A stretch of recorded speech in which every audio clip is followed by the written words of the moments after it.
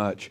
Doug Eldridge is a public relations expert and the managing partner of the DLE Agency, a firm that works with professional athletes. So Doug, when you were watching this game, what kind of tone did the NFL strike last night, both with the commercials and the halftime show?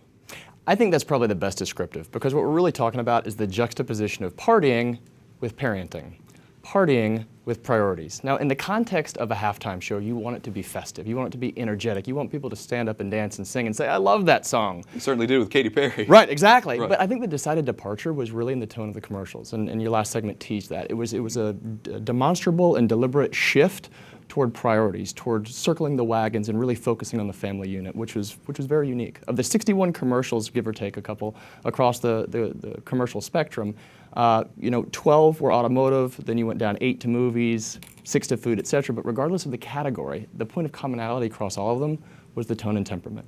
So what's the strategy behind doing that, or Well, if there is one? Yeah, I'm not.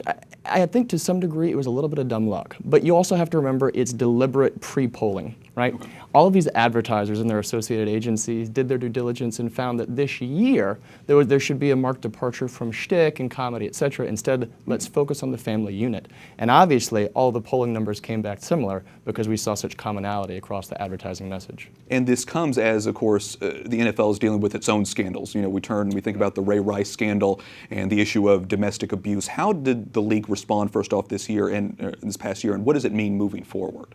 Well, I think you're looking at two different games, right? We're looking at the present and we're looking at the future. And I think what that ultimately boils down to is the corporate conference room table versus the kitchen room table. Mm-hmm. And here's what I mean by that.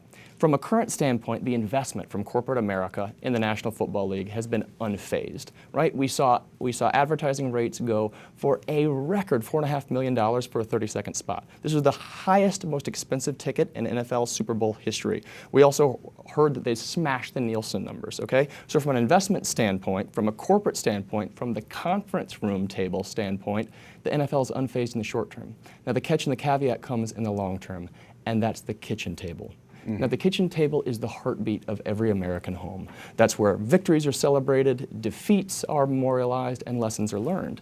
And the narrative and the conversation throughout American homes at the kitchen table has been what type of messaging, mentoring, and leadership role have the athletes in the National Football League, let alone the brass of the National Football League, been setting, and do we want our children to be participating? And that's really going to be the impact. It's not something that's going to be felt in the short term. The Nielsen's indicate it, the ad revenues indicate it, the sponsorship buy-ins. It's going to be the long-term effect. Yeah, absolutely, and certainly something that NFL fans are going to be watching to see how they address it as well.